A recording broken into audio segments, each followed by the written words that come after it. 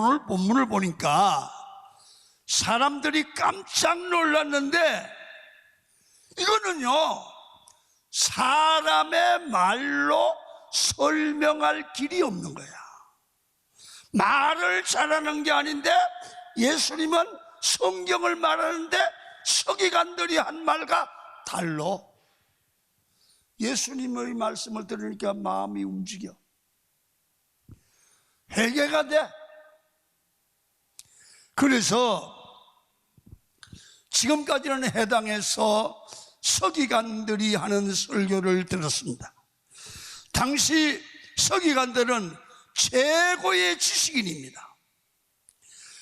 예수님은 최고의 지식인이 전하는 것보다 사람들이 듣기에 다르다는 거예요. 성경 박사들이 설교하는 것보다 예수님의 설교는 다른 거야. 가슴을 치는 거야. 여러분, 그러면서 이렇게 말합니다. 권위 있는 자와 같다. 예수님의 말을 들으니까 권위가 있더라 그렇지. 여러분, 예수님의 말씀에서 어떤 설명할 수 없는 영적인 힘, 우리의 속 마음을 건드리는 하나님의 힘, 영적 권세를 느꼈다는 겁니다. 여러분, 세상이 감당할 수 없는 능력의 근원은 세상을 이기고 죄를 이기고 시험을 이기고 하나님의 뜻을 이룰 수 있는 능력의 근원은 하나님께로부터 옵니다. 예수님으로부터 옵니다. 여러분, 저는 예수라면 당신은 어떻게 할 것인가 그 책을 읽고 막 감동을 받았습니다. 거기 보면 신문사가 술 광고를 하는 거예요. 그런데 이 사장이 예수가 사장이라면 내 신문에 술 광고 낼까? 안 낸다는 것이. 예수님이라면 욕하고 싸울까? 예수님이라면 내 유익만이하에 살 수 있을까? 그 얘기거든요. 여러분, 우리가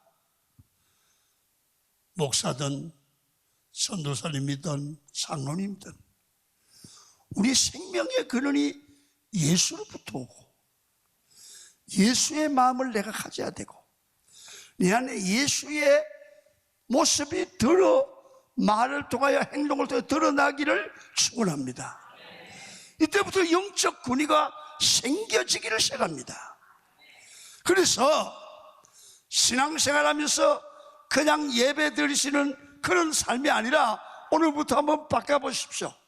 신앙생활하면서 살아계신 예수님을 삶의 현장에서 만나시는 여러분이 되기를 축원합니다. 권세는 생명의 본질인 하나님으로부터 나와요. 여러분, 그래서 생명의 본질인 예수님, 그분이 하신 말씀이 성경이에요. 그래서 말씀을 들을 때에 오늘 저 말씀은 하나님이 내게 주는 음성이다. 나의 얘기다. 마이 스토리다. 여러분, 예배 때마다 거기 되기를 축원합니다. 그럴 때 하나님의 저항할 수 없는 능력이 나도 모르게 내게 생겨져요.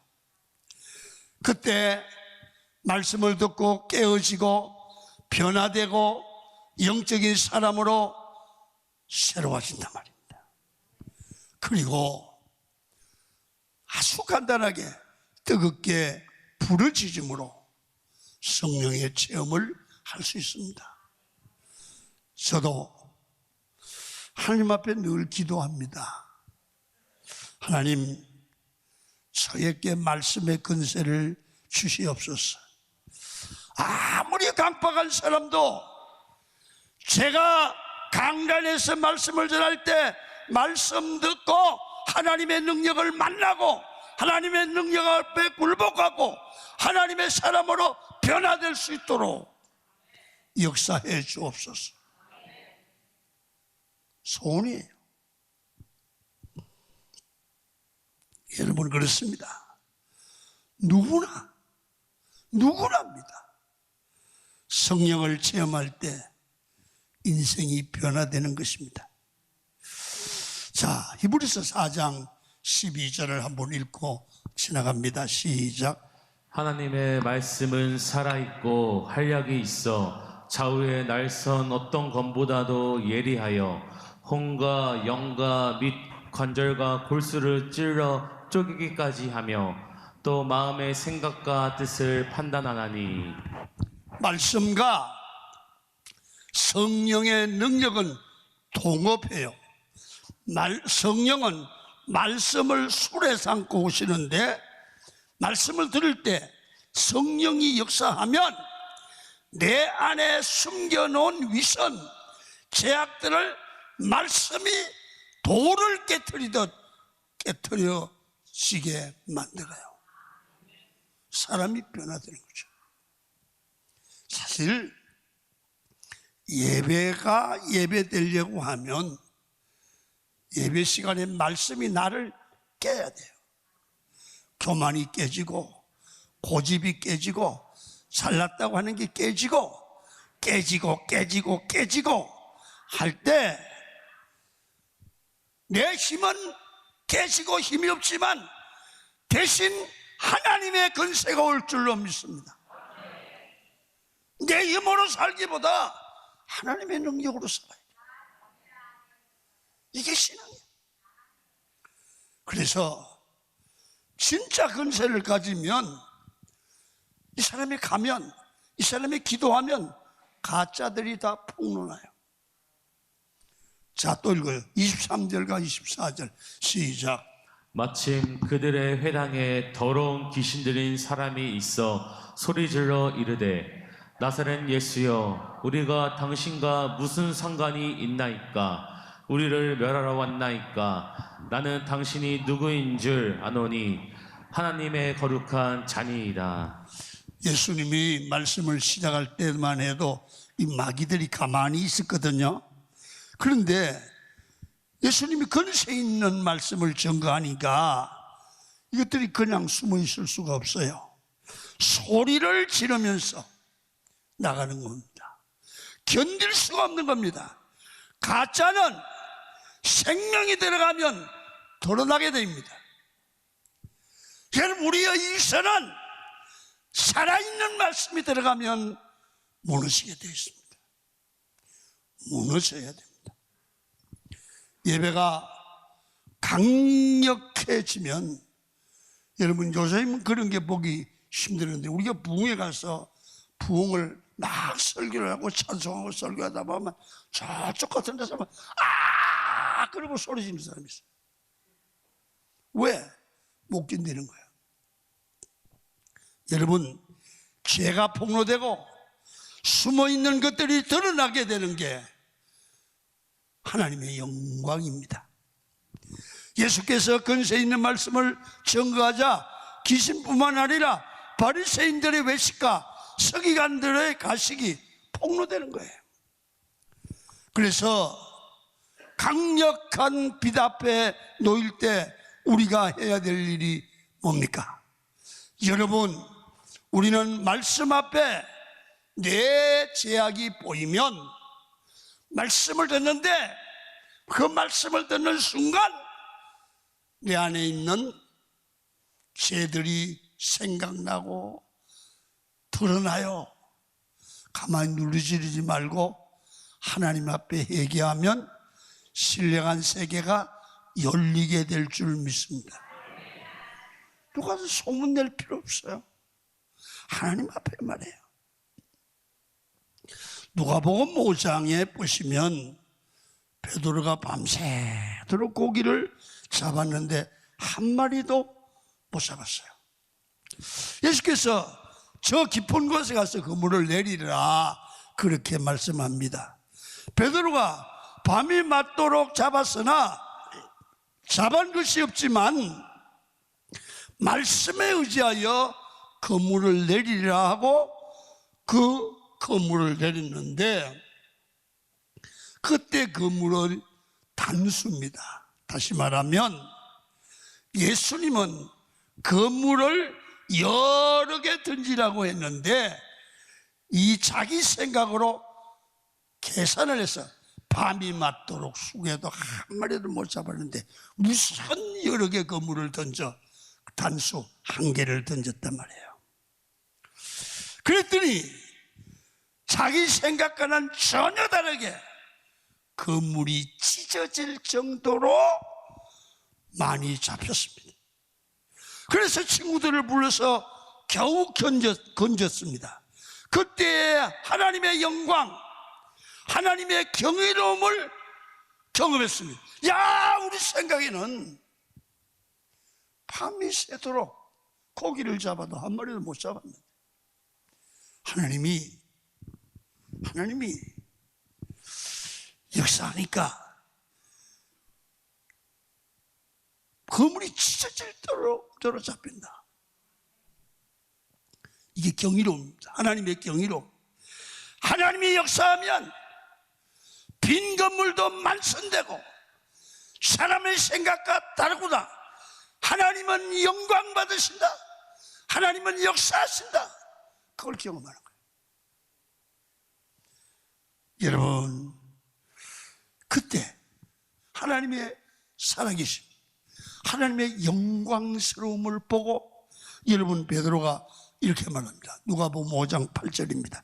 시작. 시몬 베드로가 이를 보고 예수의 무릎 아래에 엎드려 이르되 주여 나를 떠나소서 나는 죄인으로소이다 하니. 보세요.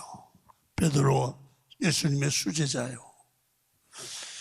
여러분, 주님의 말에 자기 생각으로 앞서가다가 하나님의 영광, 여러분 빈 곳에도 만선되는 일을 하시는 분을 보고 하나님이 나도 알고 내 마음도 알고 상황도 알고 될 일도 아는구나. 그래서 무릎을 쫙 꿇고 그 영광 앞에, 기적 앞에 하나님 나는 죄인입니다.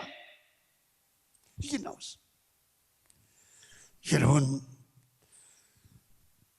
예수님의 영광 앞에 자신의 불순종과 제약을 봅니다.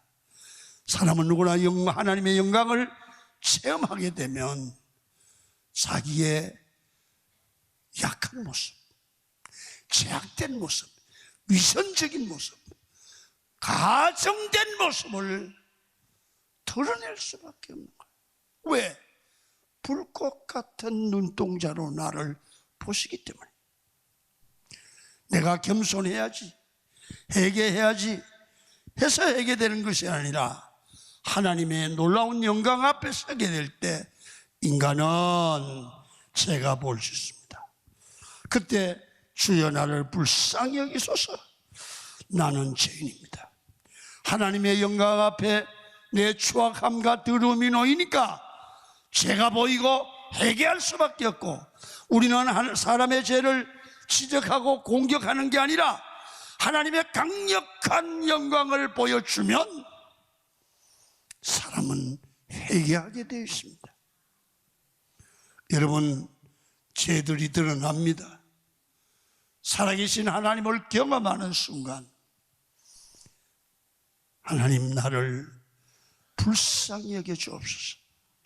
회개하고 빈 마음 되면 하나님이 성령의 불로 채워줄 줄 믿습니다. 이게 변화예요.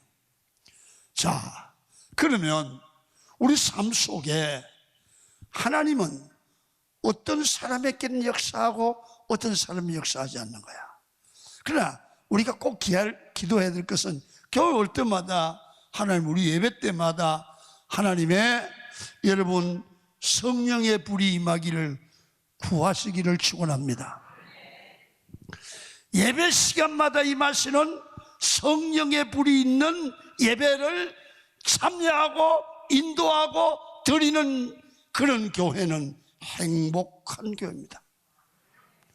여러분, 예배 시 예수 그리스도의 임재를 경험하면 성령의 불이 붙게 되어 있습니다.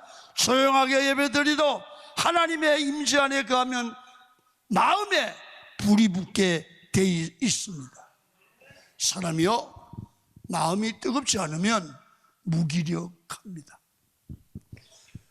원래 설교자라는 말의 뜻은 가슴 속에 그 설교가 들어가면 마음속에 불이 붙고 뜨거워지고 봉사하고 싶고 섬기고 싶은 마음이 일어난다는 거죠.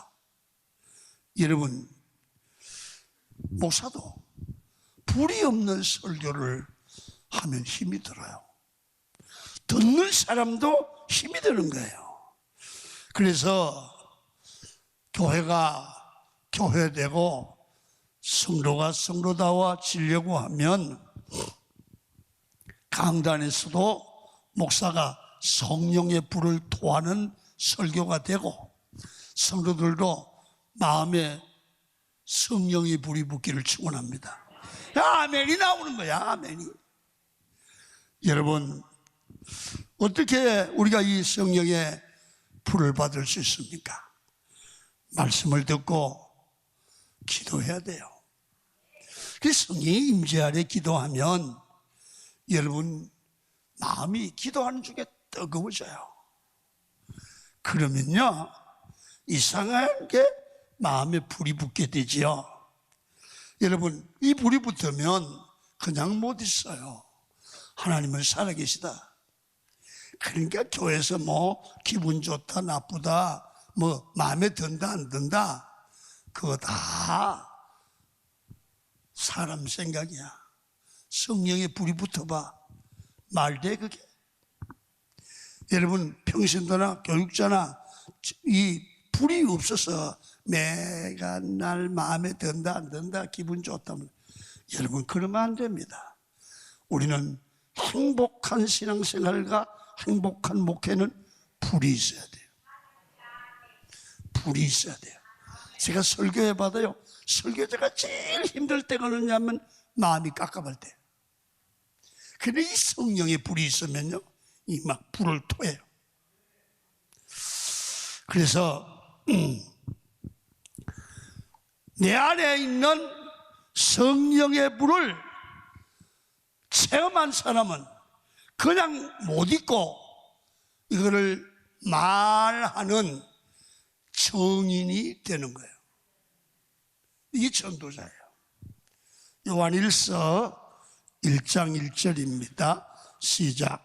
태초부터 있는 생명의 말씀에 관하여는 우리가 들은 바요 눈으로 본 바요 자세히 보고 우리의 손으로 만진 바라. 아멘. 내 안에 불이 있다는 거죠. 하나님의 임재 체험을 했다는 거죠. 이론이 아니라 내 안에서 역사하시는 살아계신 하나님을 체험했습니다. 이제부터는 목적 없는 삶이 아니라 여러분 생명이신 예수의 증인이 되는 기도 응답을 날마다 체험하는 그런 역사가 일어날 줄로 믿습니다. 마지막으로 조금 하나만 더 하고 마겠습니다. 그러면 능력받은 그리스도인이 되면 뭐가 다르냐? 이 사람은 자기 생각대로 살던 사람이 사명 따라 살게 돼요. 사명을 감지한다고요. 그 사명을 바로 발견한 사람은 보는 게 달라요. 일터가 보여요. 돋는 게 달라요. 생각하는 게 달라요. 그래서 사명이 뭔지를 알죠. 여러분, 우리의 사명은 은혜 받고 이 시대를 살릴 사명은 돈 벌려고 사는 게 아니고요, 자기 존재감을 높이려고 사는 게 아니에요. 사명 때문에 사는 거예요. 잘 들으세요. 사명 때문에 사는 사람을 하나님이 쓰세요. 사명 때문에 사는 사람을 능력을 주세요. 사명 때문에 사는 사람에게 길을 열어주세요. 분명해요. 목사들이요, 예수 이름 이용해서 밥 먹으려고 하면 길이 안 열려요. 주를 위해서 죽으려고 하면 주님이 쓰세요. 여러분, 우리의 눈이 열리면 자동차를 좋은 거 타고 좋은 집을 가고 박사학위를 했는데 그 사람의 영혼이 죽은 게 보여. 죽은 자를 살릴 사명이 있는 거예요. 죽은 영혼이 보여야 죽은 자를 살리잖아요.